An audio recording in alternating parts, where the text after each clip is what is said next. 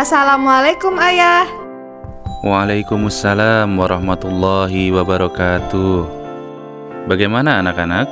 Sudah siap mendengar cerita hari ini? Sudah, Ayah. Ah.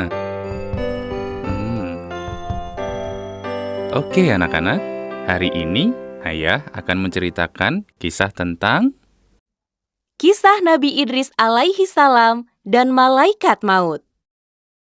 Nabi Idris alaihi salam adalah salah satu nabi yang istimewa. Ia hidup sekitar tahun 4533 hingga 4188 sebelum Masehi. Ia mendapatkan julukan dari Allah Subhanahu wa Ta'ala sebagai Asadul Usud atau singa dari segala singa. Julukan itu diberikan karena keberanian dan juga kepintarannya. Ia menguasai banyak sekali ilmu pengetahuan. Ia adalah orang yang pertama kali menciptakan tulisan dan menemukan alat tulis. Selain itu, ia juga pandai menggambar, menjahit, serta ia seorang ahli astronomi. Nabi Idris juga yang pertama kali menggunakan bintang sebagai petunjuk arah, cuaca, dan penentuan waktu yang tepat untuk bercocok tanam. Nabi Idris adalah keturunan ke-6 dari Nabi Adam alaihi salam. Dia adalah putra dari Qabil dan Iklimah, yaitu putra dan putri dari Nabi Adam alaihi salam. Nabi Idris adalah nabi ketiga setelah Shish dan rasul kedua setelah Nabi Adam alaihi salam.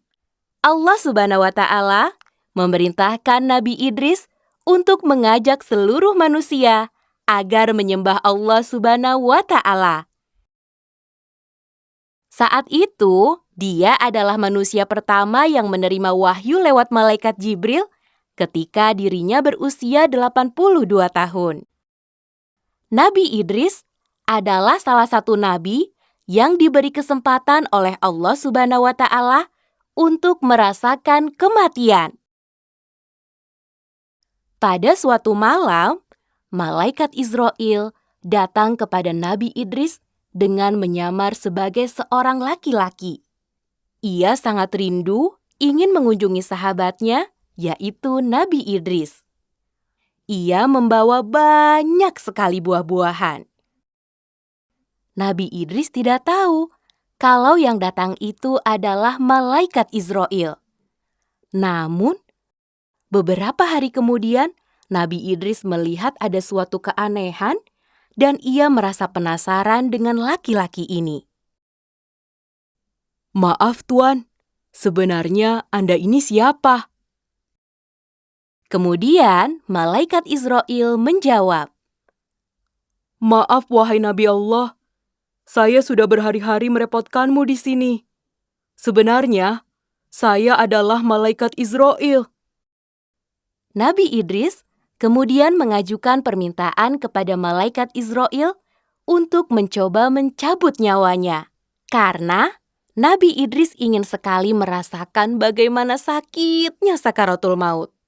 Malaikat Israel kemudian meminta izin kepada Allah Subhanahu wa Ta'ala. Allah Subhanahu wa Ta'ala pun kemudian mengabulkan permintaan Nabi Idris. Seketika itu juga, malaikat Israel mencabut nyawa Nabi Idris. Ia terlihat tidak tega melihat sahabatnya merasakan kesakitan yang sangat luar biasa. Nabi Idris pun kemudian meninggal dan Allah Subhanahu wa Ta'ala menghidupkannya kembali. Setelah hidup, Nabi Idris pun kemudian menangis sejadi-jadinya. Ia merasakan betapa dahsyatnya sakaratul maut. Ia membayangkan bagaimana umatnya nanti akan mengalami sakaratul maut yang sangat dahsyat ini. Nabi Idris pun semakin giat mengajak umatnya untuk selalu beramal soleh dan selalu taat beribadah kepada Allah Subhanahu wa Ta'ala.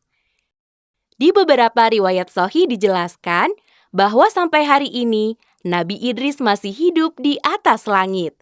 Masya Allah,